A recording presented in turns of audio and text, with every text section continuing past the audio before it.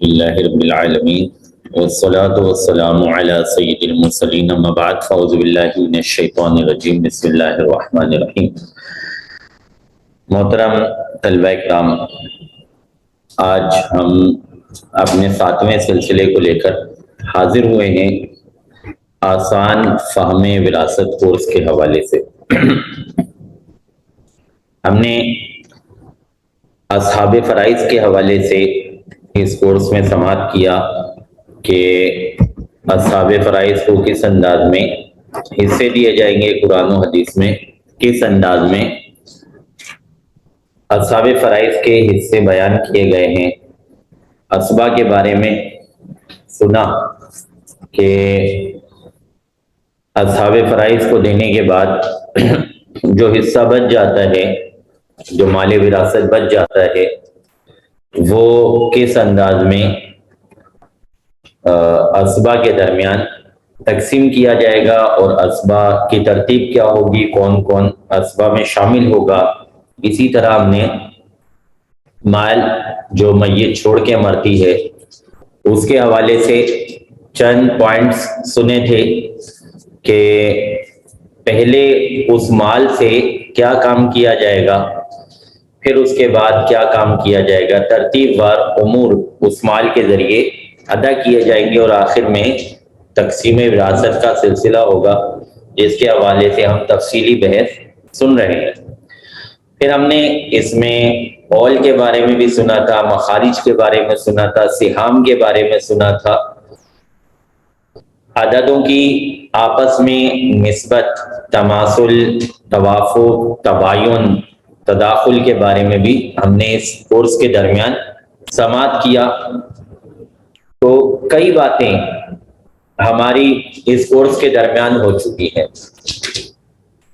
जिनमें से खुसूसियत के साथ ज़वील फ़राइज़ के अहवाल को याद रखना ये इंतहाई अहम है। इसको आपको एक पर्चे में तैयार करके भी दिया गया था और बार बार कहा जा रहा है कि उस पर्चे को कोशिश करें अपने सामने रखा करें। वो जो असहाबे फ़राइज़ के अपने अहवाल तफसील से सीखे हैं, पढ़े हैं, वो आपके पेश नज़र रहें। एक तंबीह मैंने इब्तिदा में भी की थी, मैं दोबारा करना चाह रहा हूँ। वो ये थी कि एक तो ये थी कि इसका ताल्लुक चूंकि मैथ से है, लिहाजा इसमें प्रैक्टिस की बहुत ज़्यादा हाजत होगी। अगर आप प्रैक्टिस नहीं करेंगे तो फिर आप डिस्टर्ब होंगे। जैसे जैसे ये कोर्स का सिलसिला आगे बढ़ता जाएगा, अभी तकरीबन हम हाफ के करीब करीब पहुंचने वाले हैं और आपको अंदाजा हो रहा होगा कि प्रैक्टिस ना करने की सूरत में दुश्वारी पेश आ रही होगी। तो प्रैक्टिस का सिलसिला जरूर जारी रखें।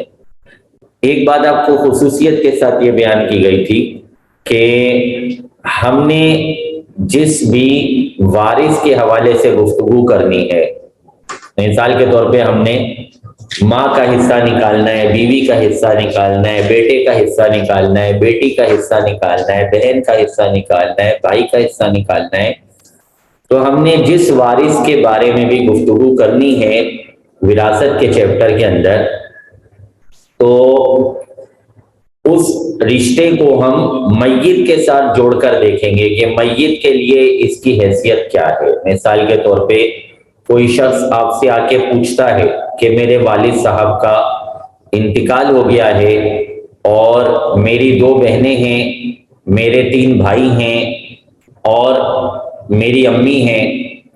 तो अब बाज़ाहिर पूछने वाले ने आपके सामने जो रिश्ते गिनाए हैं वो है माँ, बहन, भाई। हालांकि अगर आप इसकी मय्यत की तरफ निस्बत करके देखें कि जो पूछने आया है इंतकाल उसके वालिद साहब का हुआ है, लिहाजा ये जो रिश्ते इसने गिनाए हैं ये असल में जिसको माँ कह रहा है ये इसकी माँ है लेकिन मय्यत की बीवी है। इसी तरह जिसको ये बहन कह रहा है वो इस पूछने वाले की तो बहन है लेकिन मय्यत की बेटी है। और इसी तरह जिसे ये भाई कह रहा है वो इस पूछने वाले का तो भाई जरूर है लेकिन मय्यत का बेटा है। लिहाजा हम जब मसला हल करेंगे, हम जब इस पर गौर करेंगे, तो हम भाई बहन और माँ की हैसियत से बहस नहीं करेंगे, बल्कि हम ये लिखेंगे कि एक बीवी है और 3 बेटियां हैं और 2 बेटे हैं।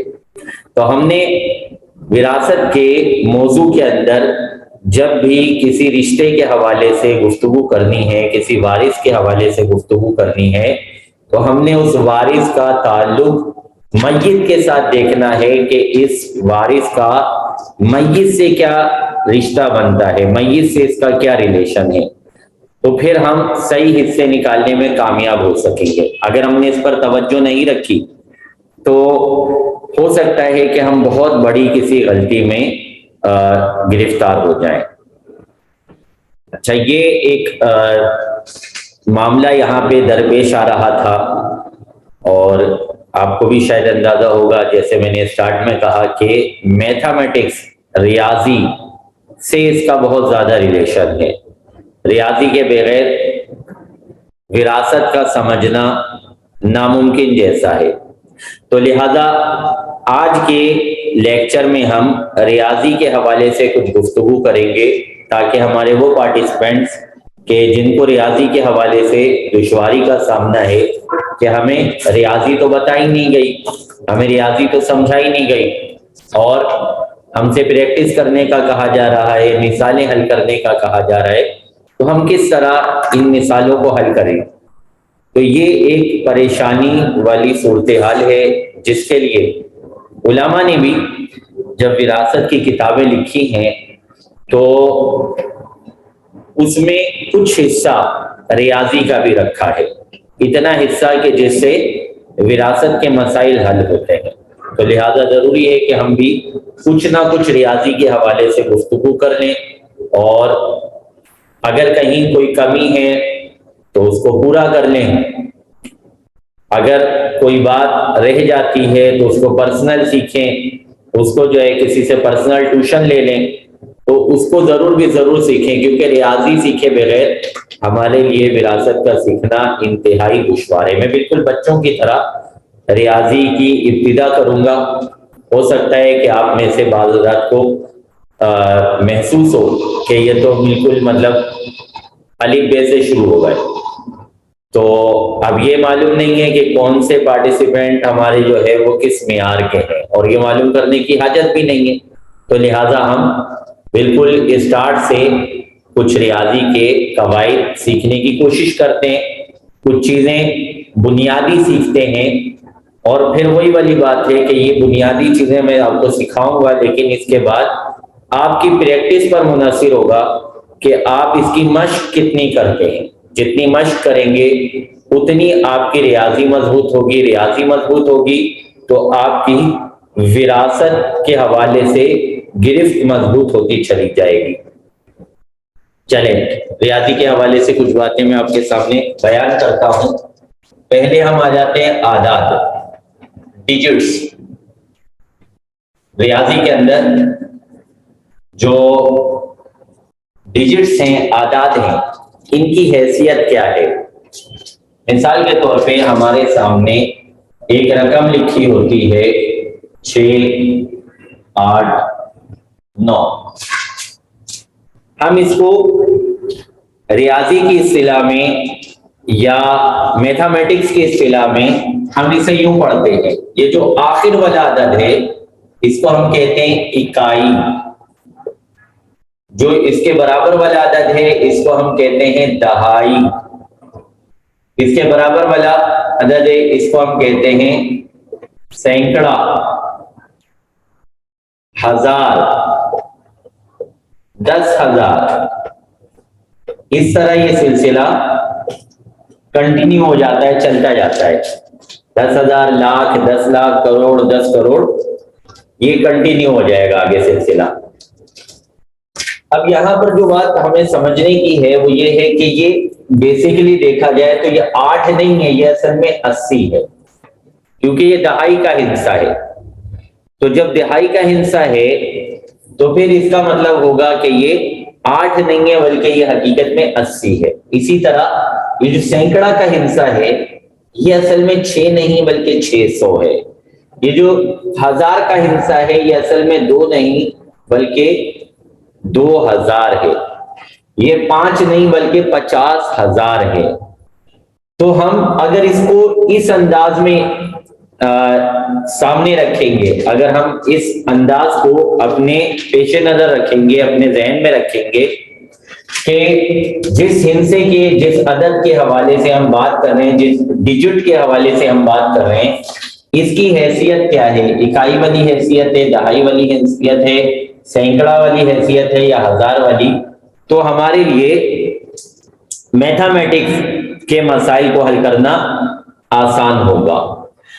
अब मैथमेटिक्स में एक तो ये बात हमारे सामने आ गई कि इनको हमने इकाई, दहाई, सैकड़ा, 1000 की हैसियत से देखना होता है, और दहाई का जो भी हिस्सा होता है वो बज़ाहिर अगरचे हमें 8 नजर आ रहा है लेकिन हम उसे दहाई की हैसियत से 80 कहेंगे। इसी तरह सैकड़ा का जो हिस्सा है ये हमें अगर के बजाय 6 नजर आ रहा है लेकिन हम इसे सैकड़ा की हैसियत से 600 कहेंगे। ऐसा कहना नहीं है, ये लैंग्वेज मैथमेटिक्स में राइज नहीं है, मैं सिर्फ एक समझाने के लिए कॉन्सेप्ट क्लियर कर रहा हूं। इसके बाद जो है हम मजीद आगे जाएंगे। ये जो हमारे सामने कोई भी हिस्सा लिखा हुआ होता है, कोई भी चीज हमारे सामने लिखी हुई होती है, तो उसके अंदर कुछ अलामतें मुकद्दर होती हैं, महजूफ होती हैं। आपने नहव में शायद ये इस्तिलाह सुनी हो कि कुछ चीजें छुपी हुई होती हैं, साइलेंट होती हैं, मुकद्दर होती हैं, महजूफ होती हैं। तो जो भी हमारे सामने डिजिट होता है, अदद होता है, इसके अंदर कुछ चीजें पोशीदा होती हैं, कुछ चीजें छुपी हुई होती हैं, कुछ चीजें साइलेंट होती हैं, जिनको बवक्ते जरूरत जाहिर किया जाता है। बवक्ते जरूरत उन साइलेंट चीजों को खोल के दिखाया जाता है, बताया जाता है। मिसाल के तौर पे हमारे पास एक रकम मौजूद है 526। हमारे पास एक रकम मौजूद है मिसाल के तौर पे 526। अब ये जो रकम है ये बेसिकली प्लस की कंडीशन में है, जमा की कंडीशन में है। यहां पर जमा की अलामत पोशीदा है, मुकद्दर है। जमा की अलामत यहां पर मुकद्दर है। जब हमें हाजत होगी हम इस अलामत को जाहिर कर देंगे, वरना नॉर्मली ये अलामत जाहिर नहीं की जाती। इसी तरह इसके नीचे अपॉन 1/1 ये भी पोशीदा है, मौजूद है, लेकिन आमतौर पे इसको जाहिर नहीं किया जाता, ये पोशीदा रहता है। जब हमें इसकी किसी मौके पे जरूरत होती है, हाजत होती है, तो हम इसको जाहिर कर देते हैं। इसी तरह इस रकम के आखिर में आशारिया के साथ 0 0 0 0 कई जीरो, ये भी पोशीदा होते हैं, ये भी मुकद्दरात होते हैं। इनको भी हम बज़ाहिर लिखते नहीं है, इनको जाहिर नहीं करते, लेकिन जरूरत पड़ने पर हम इनका इजहार कर देते हैं, हम दिखा देते हैं निकाल के कि भाई ये भी, यहां भी कुछ मौजूद है। तो एक तो ये बात आपने पेश नजर रखनी है। दूसरी ये मैंने आपको 3 यहां पर साइलेंट चीजें, अलामतें या चीजें 3 आपके सामने बयान की कि जो भी रकम होगी हमारे पास, उनमें ये 3 अलामतें होंगी। अगर रकम हमारे पास माइनस वाली है तो फिर उसका माइनस लिखा हुआ होगा। हमें भी लिखना होगा। अगर हम माइनस वाली रकम लिख रहे हैं तो लाजमी होगा कि हम माइनस लिखें, उसके साथ हम तफरीक का निशान लिखें। अगर हम नहीं लिखेंगे तो ये गलती हो जाएगी। ये जो तफरीक वाली रकम थी ये जमा वाली रकम बन जाएगी। जमा वाली रकम का मतलब क्या होता है, इसको आप इस बात से समझें। मिसाल के तौर पे आपने अपने मोबाइल में 200 रुपए का बैलेंस डलवाया, तो 200 रुपए में से आपके मोबाइल के अंदर 150 रुपए जाहिर हो गए मिसाल के तौर पे। तो 150 रुपए के साथ कोई अलामत नहीं लगी हुई, माइनस की अलामत नहीं लगी हुई, तफरीक की अलामत नहीं लगी हुई, तो इसका मतलब होगा कि आपके पास 150 का बैलेंस मौजूद है। आप 150 का बैलेंस इस्तेमाल कर सकते हैं। लेकिन अगर बिलफर्ज आपके सामने यूं जाहिर हो रकम -150, तो इसका मतलब ये होगा कि आप अभी मोबाइल कंपनी के 150 रुपए के मकरूज हैं। आपने 150 रुपए का मजीद बैलेंस डलवाना है। आपने कोई उधार लिया हुआ होगा उनसे, उनके बैलेंस को एक्स्ट्रा किसी अंदाज में इस्तेमाल किया होगा, तो अभी आप प्लस में नहीं आए, अभी आप उधार पर चल रहे हैं। अभी आपने उनको कुछ पैसे वापस करने हैं, लौटाने हैं। इस अलामत का ये मतलब होता है।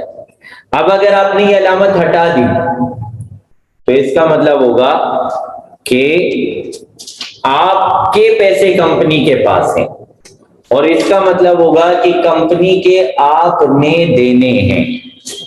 तो ये दोनों में फर्क होता है कि माइनस की रकम जो है, मिसाल के तौर पे अगर हम अपना कोई खाता बना रहे हैं, अपनी एक कॉपी मैनेज कर रहे हैं, अपनी एक कॉपी मेंटेन कर रहे हैं जिसमें हमने मुख्तलिफ लोगों का हिसाब लिखना है, तो जिनसे हमने वसूल करना है, जिनसे हमने लेना है, जिन्होंने हमारा उधार देना है, उनकी रकम के साथ हम माइनस की अलामत लगा देंगे, तफरीक की अलामत लगा देंगे, ताकि हमें पता चले कि इनसे लेना है।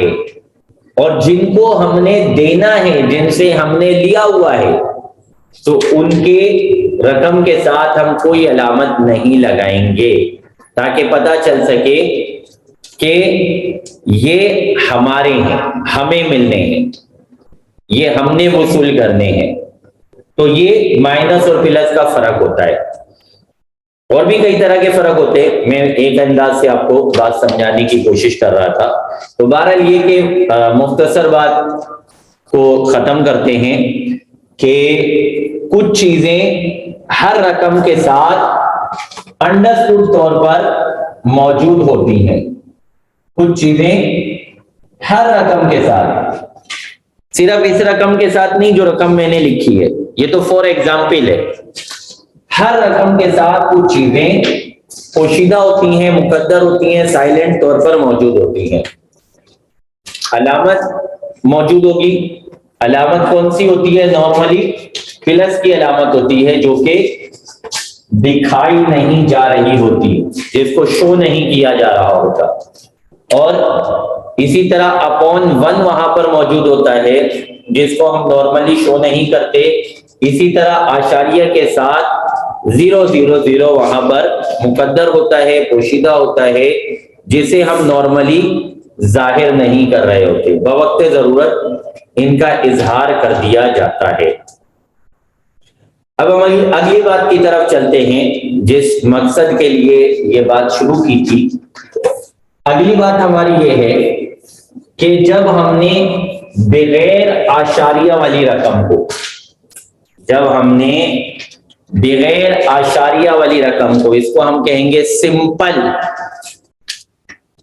सिंपल रकम, सादी रकम, जिसमें आशारिया या बटा की अलामत अपॉन नहीं लगा हुआ। तो सिंपल रकम को जब हम जमा करना चाहते हैं या तफरीक करना चाहते हैं, तो हम उसमें इकाई, दहाई, सैकड़ा, हजार का लिहाज रखा करते हैं। जब हम सिंपल रकम के अंदर कुछ जमा करना चाहते हैं या उसमें से कुछ तफरीक करना चाहते हैं, कुछ माइनस करना चाहते हैं, तो हम इकाई, दहाई, सैकड़ा का लिहाज रखते हैं। यानी इकाई वाली रकम के नीचे इकाई वाली रकम लिखेंगे, दहाई वाली रकम के नीचे दहाई वाली रकम रखेंगे, सैकड़ा वाली रकम के नीचे सैकड़ा वाली रकम लिखेंगे। मिसाल के तौर पे हम इसमें से माइनस करना चाहते हैं 123 को, तो एक सूरत ये भी हो सकती थी, पॉसिबल थी कि हम इस ऊपर वाली रकम को यूं लिखते और नीचे वाली रकम को यूं लिख देते। प्लस करना था हमने, मिसाल के तौर पे हम यूं लिख देते, लेकिन ये गलत है, ये गलत है। क्यों? क्योंकि हमने ये जो 3 था, इस 3 को 60 में जमा कर दिया, इकाई की रकम को दहाई की रकम में जमा कर दिया है, हमने दहाई की रकम को सैकड़ा की रकम में जमा कर दिया है। ये 2 के बजाय 200 बन जाएगा, ये 1 के बजाय, ये 100 के बजाय 1000 बन जाएगा। लिहाजा जो आशारिया से पहले वाली रकम है, इसमें इस बात का लिहाज रखना जरूरी होता है कि जो इकाई का हिस्सा है वो इकाई के हिस्से के मुकाबले में आए, जो दहाई का हिस्सा है वो दहाई के हिस्से के मुकाबले में आए, जो सैकड़ा का हिस्सा है वो सैकड़ा के हिस्से के मध्य मुकाबिल आए। तो फिर अब जब हम प्लस करेंगे, अब जब हम इसे जमा करेंगे तो हमारा जवाब बिल्कुल दुरुस्त आएगा, 8 8 3 5। यहां अगर हम प्लस करते तो हमारा जवाब बिल्कुल गलत आता, ये 6495 बन जाता, 6495। इसके मुकाबले में कितना रॉन्ग हो गया वो जवाब। तो लिहाजा इशारिया से पहले जो भी रकम होती है उसमें इस बात का लिहाज रखना जरूरी होता है कि आप इकाई के मुकाबले में इकाई, दहाई के मुकाबले में दहाई और सैकड़ा के मुकाबले में सैकड़ा लिखेंगे। इसी तरह अगर आप माइनस करना चाहते हैं, अगर यूं माइनस करेंगे तो ये गलत होगा, अगर यूं माइनस करेंगे तो ये सही होगा। माइनस करते हुए भी इकाई, दहाई, सैकड़ा, हजार का लिहाज रखा करेंगे। यहां अगर आपने 5000 में से 1 को निकाला तो ये 1 नहीं निकलेगा, ये 1000 निकल जाएगा। हालांकि 1000 नहीं, ये 100 है, तो बहुत बड़ा फर्क आ जाएगा। यहाँ पे माइनस करके हम देख लेते हैं कि माइनस करने से हमारा जवाब क्या आ रहा है। 2 4 1 5, 5142। तो हमने इकाई से इकाई को माइनस करना है, दहाई से दहाई को माइनस करना है, सैकड़ा से सैकड़ा को माइनस करना है, हजार से हजार को माइनस करना है। अगर आशारिया से पहले वाली रकम है तो फिर हमने इकाई, दहाई, सैकड़ा, हजार का लिहाज रखना है। अगर इस लिहाज को नहीं रखेंगे तो हमारी जमा तफरीक जो है ये गलत हो सकती है, बल्कि गलत हो जाएगी। बाज़ औक़ात इस जमा तफरीक के अंदर कंडीशन ऐसे बनती है कि जो ऊपर वाली रकम होती है उसके डिजिट छोटे आ जाते हैं। मिसाल के तौर पे ये 50,000 है।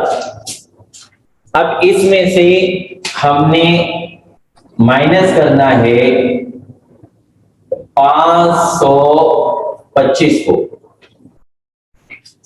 इसमें से हमने निकालने हैं 525। अब बज़ाहिर देखा जाए तो 0 में से 5 नहीं निकल सकता, 0 में से 5 माइनस नहीं किया जा सकता। इसका हल क्या होगा? इसका हल ये होगा कि हम ये जो दहाई वाली रकम है, 0 का मतलब क्या है कि ये अगर यहां से लें, हम इस 1 10,000 को तोड़ दें यानी ये हो जाए मिसाल के तौर पे 40,000, यहां पे हम छोड़ दें 40,000, यहां हमने फर्ज कर दिया 40,000 छोड़ दिए। 40,000 में से एक 10,000 का नोट जो था वो यहां पर आ गया, ये हो गया गोया के 10,000। इस 10,000 में से 1,000 हमने यहां पर दे दिया, ये हो गया 1,000। जब 10 में से 1,000 दिया तो ये 10,000 नहीं रहा बल्कि ये 9,000 बच गया। इस 10,000 में से हमने 1,000 यहां पे दे दिया, तो अब यहां पर 10,000 नहीं बचा बल्कि 9,000 बच गया। इस 1,000 में से हमने 100 यहां पर दे दिया, इस 1,000 में से 100 यहां पे दे दिया, तो इसका नतीजा ये होगा कि यहां पर 1,000 नहीं बचेगा बल्कि 900 बचेगा, क्योंकि 900 और 100 यहां पर आ चुका है, लिहाजा अब ये 900 है।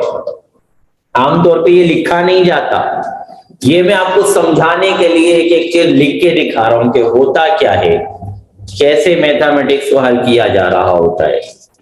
अब यहां पर हमारे पास 100 है और हमने यहाँ पे 0 में से 5 निकालना है।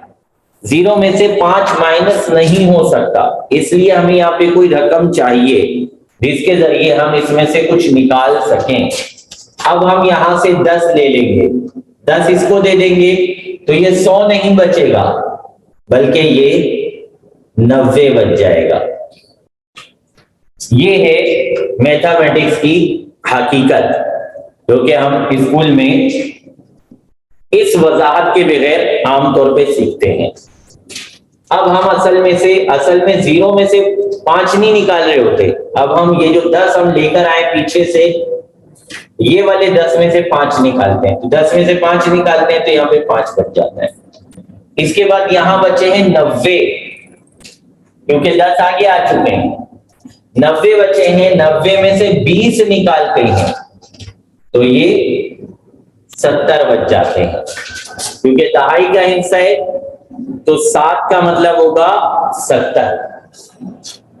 अब यहां पे 900 है, 900 में से 500 निकालते हैं तो ये 400 बच जाते हैं, तो ये सैकड़ा का हिस्सा है, लिहाजा 4 का मतलब होगा 400। इसके बाद इसके नीचे कुछ भी नहीं है, लिहाजा इसमें से कुछ माइनस करने की जरूरत नहीं है, ये 9,000 ऐसे ही आ जाएगा। इसी तरह यहां पर भी इसके नीचे कुछ नहीं है, लिहाजा ये 4,000 इसी तरह से आ जाएगा। तो बात क्या समझाई, बात आपने क्या समझी? बात ये समझी कि जब हम प्लस या माइनस करेंगे, जमा या तफरीक करेंगे और इशारिया से पहले वाली रकम है, तो फिर इकाई के हिस्से को इकाई के हिस्से के नीचे, दहाई के हिस्से को दहाई के हिस्से के नीचे, सैकड़ा के हिस्से को सैकड़ा के हिस्से के नीचे लिखेंगे। अगर जिसमें से आपने तफरीक करना है, जिसमें से आपने माइनस करना है, वो रकम बज़ाहिर छोटी है और जिसको माइनस करना है वो बज़ाहिर बड़ी है, तो फिर हम यहां से पीछे वाली रकमों से कुछ ना कुछ लेते जाएंगे और नतीजतन हमारे पास एक जवाब आ जाएगा, एक सॉल्यूशन हो जाएगा हमारे उस मसले का। वरना जाहिर है इम्पॉसिबल है कि 0 में से 5 निकाला जाए, 0 में से 2 निकाला जाए, 0 में से 5 निकाला जाए। अच्छा, बाज़ औक़ात इसका अपोजिट भी होता है। थोड़ा सा मुझे मैथ समझाना पड़ रहा है, थोड़ा सा मैथ सिखाना पड़ रहा है, अगर किसी को आता है तो नाराज ना हो। असल में ये मजमून ऐसा है कि हमारे जो पार्टिसिपेंट्स हैं इनको परेशानी होती है इस हवाले से कि हमें मैथ के हवाले से भी गाइडलाइन दी जाए, ताकि हम जो है विरासत के मसाइल जहाँ पे मैथ का बहुत ज्यादा इस्तेमाल होता है, इसको अच्छे तरीके से समझ सकें और इसकी अच्छे तरीके से प्रैक्टिस कर सकें। तो बाज़ औक़ात केस इसका उलट हो जाता है। केस कुछ इस तरह का होता है कि जो प्लस वाली रकम है, मिसाल के तौर पे प्लस वाली रकम हमारे पास मौजूद है 5,786। जो प्लस वाली रकम है वो छोटी हो जाती है और जो माइनस वाली रकम है वो बड़ी हो जाती है। मिसाल के तौर पे ये माइनस वाली रकम है हमारे पास और प्लस वाली रकम जो है वो हमारे पास 6, 7, 4 और 2। बाद औक़ात की कंडीशन हो जाती है कि हमारे पास जो प्लस वाली रकम है वो छोटी है, वो 2000 से शुरू हो रही है और जो माइनस वाली रकम है वो 50,000 से शुरू हो रही है। लिहाजा अब हम क्या करेंगे, जो बड़ी वाली रकम है बज़ाहिर उसको ऊपर लिख देंगे। ये 50,000 से है लिहाजा इसको ऊपर लिख देंगे और इसके साथ इसकी अलामत भी लिख देंगे, वरना नतीजे में गलती आ जाएगी। इसके साथ इसकी अलामत भी लिखेंगे कि ये असल में माइनस वाली रकम है और प्लस वाली रकम को नीचे लिख देंगे। अब उसी अंदाज में जिस अंदाज में हमने ऊपर तफरीक किया था उसी अंदाज में सेम तफरीक करेंगे। इन अलामतों को फिलहाल आप भूल जाए, इब्तिदाई तौर पे आप इन अलामतों को भूल जाए कि यहाँ पे कोई अलामत है। अब यहां वही काम करना है, 0 में से 6 निकालना है। नहीं निकल सकता, हमें पीछे से कोई रकम लानी पड़ेगी। ये 800 है, 800 में से 100 इधर ले लेंगे तो ये 700 बच जाएंगे। इस 100 में से 10 इधर ले लेंगे तो ये 90 बच जाएंगे। अब हमने 10 में से 6 निकालने हैं तो ये 4 बचे। 90 में से 7 निकालने हैं, सॉरी 90 ये और 60 ये, 90 और 60 कितने हो गए, 150। 150 में से हमने 7 निकालने हैं तो ये बचेंगे 80। 150 में से हम 70 निकालेंगे तो ये बचेंगे 80। इसके बाद यहां 700 है, 700 में से हम निकालेंगे 4 तो ये बचेंगे 300। यहां 7 है, 7000, 7000 में से 2000 निकालेंगे तो ये बचेंगे 5 और ये 5 ऐसे ही आ जाएगा। इसके साथ हम माइनस की अलामत लगा देंगे क्योंकि जो बड़ी रकम थी वो माइनस वाली थी, लिहाजा जवाब माइनस ही में आएगा। ये तो हो गया सिंपल प्लस माइनस।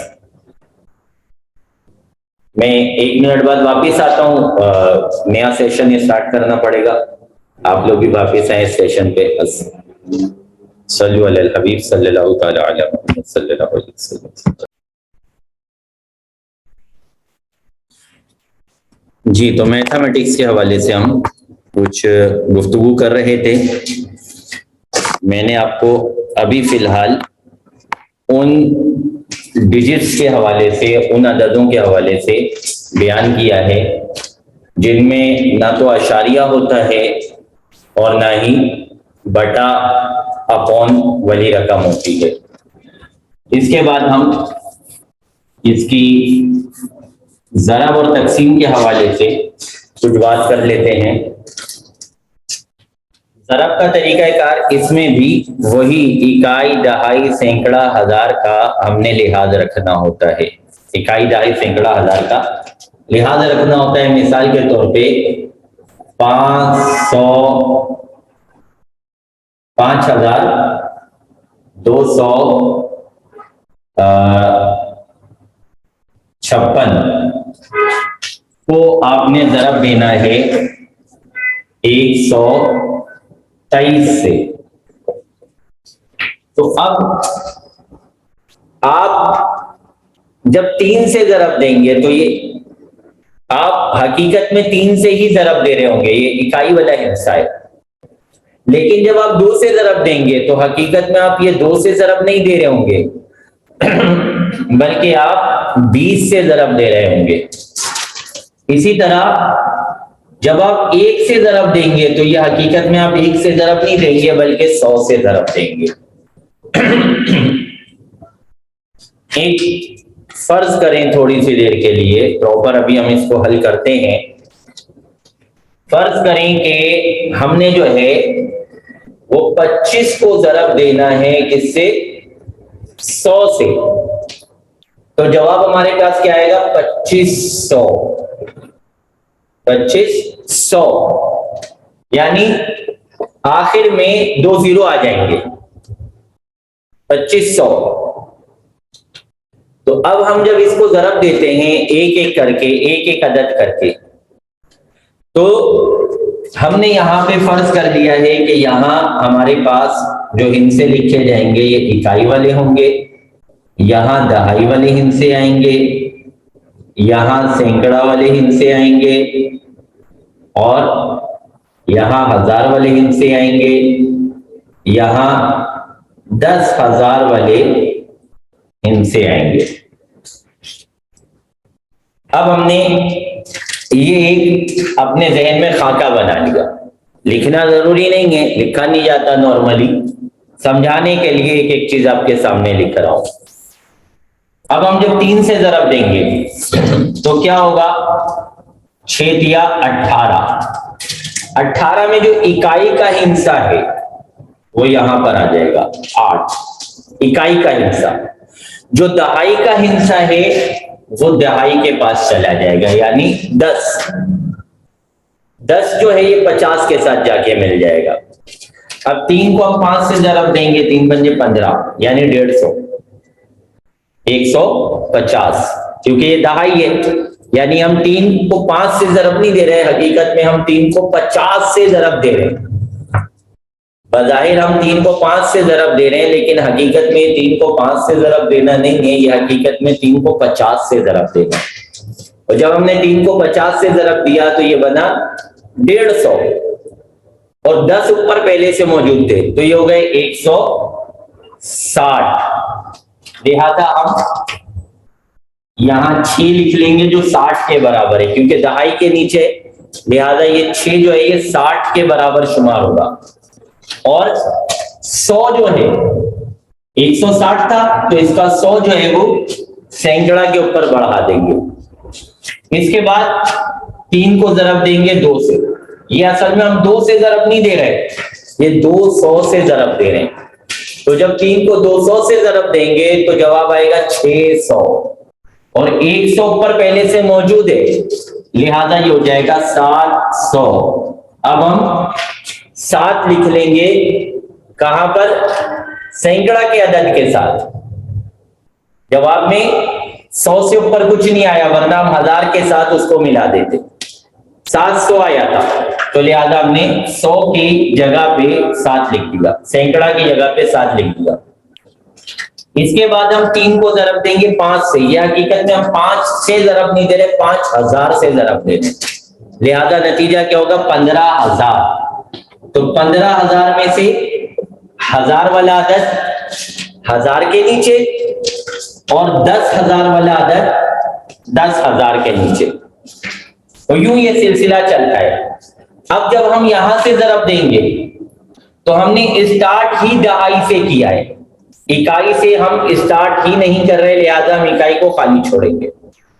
इकाई की जगह कुछ भी नहीं आएगा, क्योंकि हम स्टार्ट ही 20 से कर रहे हैं, हम ज़रब ही 20 से दे रहे हैं, इकाई आने का चांस ही नहीं है। जब हम 2 से 6 को ज़रब देंगे तो हकीकत में हम 2 से 6 को ज़रब नहीं दे रहे, हकीकत में हम 20 से 6 को ज़रब दे रहे हैं। तो 20 से 6 को ज़रब देंगे तो जवाब आएगा 120। तो जो दहाई वाला अदद है वो हम यहाँ पे लिख लेंगे। चाहे तो आप 0 लिख लें, यहाँ पे 20 आया था ना, इकाई वाला अदद क्या था? 0 था। लिखना चाहे तो लिख लें, ना लिखना चाहे तो कोई हरज नहीं है। दहाई वाले हिस्से से हम स्टार्ट करेंगे। 120 आया था, 20 का 2 हमने यहाँ पे लिख लिया और 100 इधर चला गया, 100 यहाँ पे आ गया सैकड़ा वाले के साथ। अब सॉरी 100 यहाँ पे आ गया अगले वाले के साथ। अब हम 20 को ज़रब देंगे 50 से, 50 से ज़रब देंगे तो क्या आएगा, 20 को 50 से ज़रब देंगे तो 1000 आ जाएगा, 1000 और 10 पहले से मौजूद है, 100 पहले से मौजूद है तो ये हो जाएंगे 1100। 1100 में से 100 वाला अदद यहां पे लिख देंगे और 1000 वाले अदद को आगे बढ़ा देंगे। 1100 में से 100 यहां लिख लिया हमने और 1000 को आगे बढ़ा दिया। अब हम 20 से ज़रब देंगे 200 को तो जवाब आएगा 4000 और ऊपर 1000 पहले से मौजूद है तो ये हो जाएंगे 5000। तो 1000 के नीचे हम 5 लिख लेंगे। इसके बाद हम 20 से ज़रब देंगे 5000 को तो जवाब आएगा हमारे पास 10,000। 5 दूनी 10 तो जवाब आएगा हमारे पास 10,000, सॉरी 10,000 नहीं, 5000 को हम ज़रब देंगे इससे 20 से तो 20 0 0 20 0 0 20 0 0 20 पंजे 100, इकाई, दहाई, सैकड़ा, हजार, 10,000, लाख। तो 20 से जब हम 5000 को ज़रब देंगे तो जवाब आ जाएगा हमारे पास लाख। 10,000 की जगह आ जाएगा 0 और इधर हमारे पास एक डिजिट लाख में भी आ गया, यह आ जाएगा लाख। अब हम 1 से ज़रब देंगे, ये 1 से ज़रब नहीं दे रहा है, ये असल में हम 100 से ज़रब दे रहे हैं, लिहाजा इकाई और दहाई तो खाली रहेंगे। अब 1 से ज़रब देते जाएंगे, 1 से ज़रब दिया ये हो गया 600, 6 आ गया। 1 से ज़रब दिया ये हो गया 5000, 5 आ गया। 1 से ज़रब दिया ये हो गया 20,000, 2 आ गया। 1 से ज़रब दिया 100 से ज़रब दिया सॉरी तो ये हो गया 5 लाख, तो ये 5 आ गया। तो ये हमारे ज़रब का अंदाज होता है कि हमने एक अदद से ज़रब देना है और अगर आसान करना चाहें इसको तो आप ये 100 1000 वाली बहस को छोड़ दें। आप सीधा सीधा क्या कहेंगे, आप बोलेंगे कि जनाब 3 से ज़रब देंगे तो यहां से लिखना शुरू करेंगे, जब 2 से ज़रब देंगे तो एक अदद छोड़ देंगे उसके बाद से लिखना शुरू करेंगे, जब 1 से ज़रब देंगे तो इससे पीछे कितने अदद हैं 1 2, लिहाजा 2 अददों को छोड़ देंगे और यहां से लिखना शुरू करेंगे। यह आसान तरीका है, इसमें आपको वो लॉजिक नहीं समझ आएगी कि हो क्या रहा है, लेकिन करना शायद आपके लिए आसान हो जाएगा इसको हल करना। यानी पहले वाले अदद से आप ज़रब देना शुरू करेंगे तो बिल्कुल स्टार्ट से उसका जवाब लिखेंगे, दूसरे वाले अदद से ज़रब देना शुरू करेंगे तो इसके पीछे क्योंकि 1 है लिहाजा 1 को खाली छोड़ेंगे, उसके बाद जो है आप जवाब लिखना शुरू करेंगे। इससे पीछे चूंकि 2 हैं लिहाजा 2 को खाली छोड़ेंगे और उसके बाद आप जवाब लिखना शुरू करेंगे। आखिर में इन सबको आप प्लस कर लेंगे तो आपका जवाब आ जाएगा कि आपने 5256 को 123 से ज़रब दिया तो जवाब आ गया 8 8 14 16 4 और 6, इकाई, दहाई, सैकड़ा, हजार, 10,000, लाख। 6,46,488। तो ये हो गई हमारी सिंपल रकम की ज़रब देने का तरीका ये है कि हमने इकाई वाले हिस्से को इकाई वाले हिस्से से ज़रब देना है तो जवाब इकाई से शुरू करना है, दहाई वाले हिस्से से ज़रब देना है तो जवाब दहाई से शुरू करना है, सैकड़ा वाले हिस्से से जरब देना है तो जवाब सैकड़ा से शुरू करना है। या फिर आसान कर लें इस बात को कि पहले वाले अदद से जरब देना है तो पीछे कुछ नहीं है, लिहाजा कुछ नहीं छोड़ना। दूसरे वाले अदद से जरब देना है तो पीछे एक है, लिहाजा एक अदद खाली छोड़ना है। तीसरे वाले अदद से जरब देना है तो पीछे दो है, लिहाजा दो अदद खाली छोड़ना है। उसके बाद आगे दरब देके आखिर में उनको प्लस कर लेना है, जवाब दे लेना है, तो ये आपका हासिल जरब आ गया। ये जरब हो गई।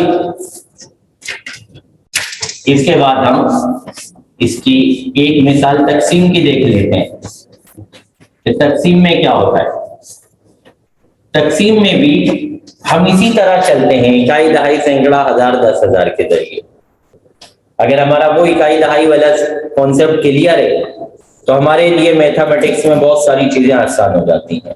रियाजी में हमारे लिए बहुत सारा रियाज जो है, बहुत सारे रियाज से हम बच जाते हैं। तो इसमें हमने क्या करना होता है? तकसीम में मिसाल के तौर पे हमने 25 से तकसीम करना है। तकसीम की अलामतें बहुत सारी हैं। मिसाल के तौर पे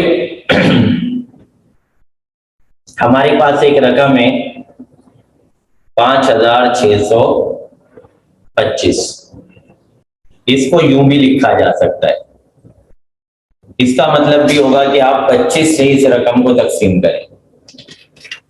इसको यूं भी लिखा जा सकता है। इसका मतलब भी होगा कि आप 25 से इस रकम को तकसीम करें। इसको यूं भी लिखा जा सकता है। इसका मतलब भी यही होगा कि आप 25 से इस रकम को तकसीम करें। अब चूंकि दो अददों वाली रकम है, लिहाजा हम 2 से स्टार्ट करेंगे। 25 का पहाड़ा इतनी मर्तबा पढ़ेंगे कि 56 से या तो 56 आ जाए या फिर 56 से कुछ कम आ जाए। 56 से ऊपर जाएगा तो इसका मतलब है कि हमारा तरीका गलत है। 25 का पहाड़ा हम 2 मर्तबा पढ़ेंगे तो 50 आ जाएगा। 56 में से 50 निकालेंगे 6 और 2 ये बच गए। 2 ऊपर से उतारेंगे, क्योंकि अगर ये अकेला 6 रहेगा तो इसे 25 से तकसीम करना पॉसिबल ही नहीं है। 25 का आप एक मर्तबा भी टेबल पढ़ेंगे तो जवाब 25 आ जाएगा, और 6 में से 25 माइनस किए नहीं जा सकते, लिहाजा हमें लामहला ऊपर से एक डिजिट को, एक अदद को नीचे उतारना पड़ेगा। अब हम फिर 2 मर्तबा 25 का पहाड़ा पढ़ेंगे तो ये 50 आ जाएगा और हमारे पास बच जाएगा 12। फिर हम 5 ऊपर से उतार लेंगे। वजह वही है कि अगर हम ये 5 ऊपर से ना उतारें तो क्या होगा कि ये 12 है और 12 25 से तकसीम ही नहीं हो सकता, क्योंकि 25 का पहाड़ा हम एक मर्तबा भी पढ़े तो 25 आ जाएगा, और 25 जो है वो 12 से बड़ा है। लिहाजा 12 को तकसीम करने की 25 में सलाहियत नहीं है, इसलिए हमें ऊपर से जो डिजिट मौजूद है, जो अदद मौजूद है, उसको नीचे उतारना होगा। अब हम 25 का पहाड़ा पढ़ेंगे 5 मर्तबा तो ये हो जाएगा 125, यानी 25 से 5,625 को तकसीम करें तो जवाब आएगा 225। ये है तकसीम का तरीका। इसमें बाद औक़ात हमें आशारिया की भी जरूरत पड़ जाती है। मिसाल के तौर पे यहां पर ये रकम खत्म हो जाती है। मिसाल के तौर पे ये रकम यहां पर खत्म हो जाती है। अब हम क्या करें? अब 12 बच गया है और 12 ने 25 से तकसीम होना ही नहीं है, आगे कुछ है भी नहीं हमारे पास। क्या करें? हम क्या करेंगे? वो जो आशारिया छुपा हुआ था, पोशीदा था, मुकद्दर था, उसको हम जाहिर कर देंगे। आशारिया को जाहिर कर देंगे यहां पर और यहां पर भी। यहां पर भी जाहिर कर देंगे कि ये गोया कि आशारिया से आशारिया तकसीम हो गया। ये आशारिया लगाने का मतलब ये हुआ कि गोया कि हमने आशारिया से आशारिया को तकसीम कर दिया। इसके बाद हम एक जीरो यहां पर जाहिर कर देंगे ताकि यहां पे कुछ ऐसी रकम बन सके कि जिसे 25 से तकसीम करना पॉसिबल हो। अब 25 को तकसीम करना है, 120 को तकसीम करना है 25 से, 4 मरतबा 100 आ जाएगा, बाकी बच जाएगा 20। अब 20 फिर तकसीम नहीं हो सकता 25 से, क्योंकि एक मरतबा हम आशारिया लगा चुके हैं, लिहाजा हम एक एक करके जीरो बढ़ा सकते हैं। हमारे पास इस बात का इख्तियार आ गया है, ऑप्शन आ गया है कि हम एक एक जीरो को बढ़ाते जाएं। यहां हमने जीरो बढ़ाया, यहां भी जीरो बढ़ा लेंगे, 25 का पहाड़ा 8 मरतबा पढ़ेंगे तो ये सवाल हल हो जाएगा। अब हमारे पास जो जवाब आया वो आया 22.48, 22.48। तो आशारिया कब निकाला जाता है ये भी बयान हो गया। माइनस की अलामत कब जाहिर की जाती है ये भी बयान हो गया। तो हमें अगर जरूरत पड़ेगी तो हम आशारिया को जाहिर कर देंगे। अच्छा, यहां पर ये जो हमारी ज़रब और तकसीम है, इसमें हमारे जो स्टूडेंट्स होते हैं, वो चाहे स्कूल कॉलेजेस के स्टूडेंट्स हो या फिर दरस निज़ामी के हमारे स्टूडेंट्स हो, इनको टेबल्स में आमतौर पे ज्यादा उलझाव होता है। टेबल्स में इनको ज्यादा प्रॉब्लम होती है, क्योंकि टेबल्स आमतौर पे रटने वाली चीज है, इनको बार बार दोहरा दोहरा के हिफ्ज करना होता है, तो इसमें आमतौर पे प्रॉब्लम होती है। और खास तौर पे शुरू के 10, 12, 15 तक तो टेबल किसी ना किसी तरह स्कूल वालों के जरिए हम याद कर चुके होते हैं, लेकिन इससे जैसे ही आगे बढ़ते हैं, अब जैसे 25 का पहाड़ा पढ़ना था हमने, या जो है हमने 26 का पढ़ना है, या हमने 42 का पहाड़ा पढ़ना है, या हमने जो है वो 27 का पहाड़ा पढ़ना है, तो कुछ इसके टिप्स है, एक दो, बहुत ज्यादा नहीं है मेरे पास इसके हवाले से टिप्स। मैं आपको एक दो टिप्स शेयर कर देता हूं, हो सकता है उसमें आपको कुछ सहूलत मिल जाए, कुछ आसानी मिल जाए। मिसाल के तौर पे हम ये देखना चाहते हैं कि जो रकम हमारे सामने मौजूद है ये 3 से तकसीम होने की सलाहियत रखती है या नहीं। जो रकम हमारे सामने मौजूद है ये 3 से तकसीम होने की सलाहियत रखती है या नहीं रखती। तो इसके लिए एक टिप है, वो ये है कि आप उस रकम को जमा कर लें। जब आप जमा करेंगे तो वो एक छोटी रकम बन जाएगी, और छोटी रकम के जरिए आप इस बात का अंदाजा लगा सकेंगे कि आया ये जो मेरे सामने एक बड़ी सी रकम मौजूद है ये 3 से जमा होने की सलाहियत रखती है या नहीं रखती। मिसाल के तौर पे एक रकम हमारे पास ये 123, अब ये 3 से तकसीम हो सकती है या नहीं हो सकती। इसके लिए हम क्या करेंगे, 1 और 2 3, 3 और 3 6, 6 3 से तकसीम हो सकता है, लिहाजा इसका मतलब है कि ये रकम भी 3 से तकसीम हो सकती है। इसी तरह हम इसको जमा करेंगे, 5 7 और 8 15, 15 और 6 21, 21 3 से तकसीम हो सकता है, 3 के पहाड़े में 21 आता है, लिहाजा ये 3 से तकसीम होने की सलाहियत रखता है। तो 3 का जो टेबल है उसमें ये खासियत है, उसके अंदर ये खासियत मौजूद है कि जिस बड़े से बड़े अदद को ले लें, आप ऐसे अदद को ले लें जो 10 डिजिट पर मुश्तमिल हो, लाखों वाला अदद हो, करोड़ों वाला अदद हो, उसको आप आपस में सारे डिजिट को जमा कर लें।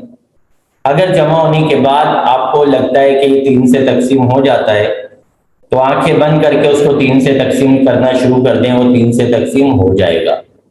और अगर नहीं होता तो फिर इसका मतलब है कि 3 से तकसीम होने की इसमें सलाहियत नहीं है, लिहाजा किसी और पहाड़े के, किसी और टेबल के बारे में सोचा जाए। 3 के बारे में सोचना फजूल है। तो ये सिर्फ 3 के टेबल के लिए एक टिप है। इसके अलावा एक टिप ये है कि किसी भी टेबल को आप 5 टाइम्स पढ़ना चाहते हैं, किसी भी टेबल का आप 5 टाइम का नतीजा निकालना चाहते हैं कि इसका 5 टाइम्स क्या होगा, तो उसका तरीका ये होता है कि आप उस अदद का आधा कर दें।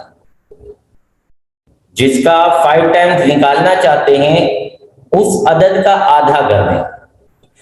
जब उसका आधा करेंगे तो अगर उसमें आशारिया नहीं आ रहा तो 0 बढ़ा दें, वो 5 टाइम्स हो जाएगा।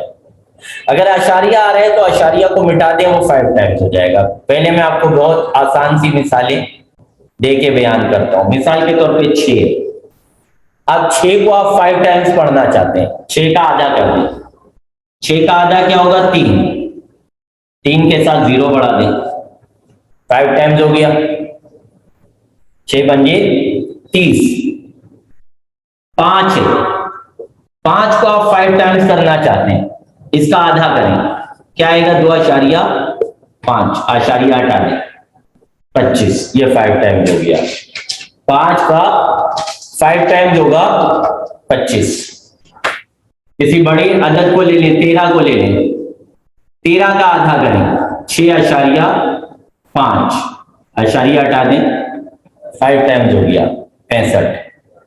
इसी तरह 17 ले लें, 17 का आधा होगा 8.5 आशारिया हटा दें, 5 टाइम्स हो गया।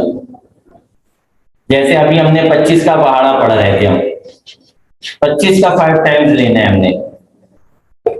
25 का आधा करेंगे तो ये बनेगा 12.5 आशारिया हटा दें, 125, ये इसका 5 टाइम्स हो गया।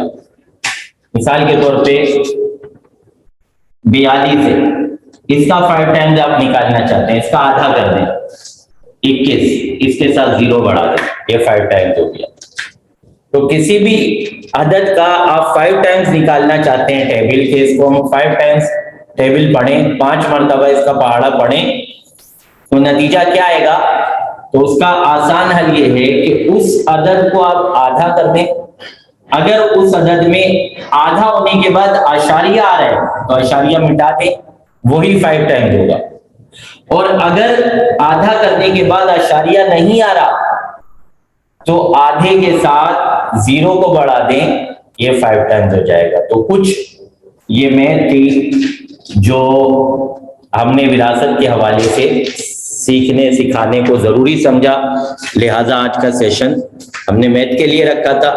कल भी कुछ चीजें जो मैथ के हवाले से हमारी रह गई हैं उनको कंप्लीट करके उसके बाद कोशिश यही है कि थोड़ी देर में 15-20 मिनट में हम उसको निपटा लें और उसके बाद जो है हम विरासत का कोई एक चैप्टर कल क्लोज कर लें। अल्लाह तबारक व तआला हमारे इस कोशिशों को कामयाब फरमाए। आमीन सुम्मा आमीन बिजाहि नबी अमीन सल्लल्लाहु अलैहि वसल्लम।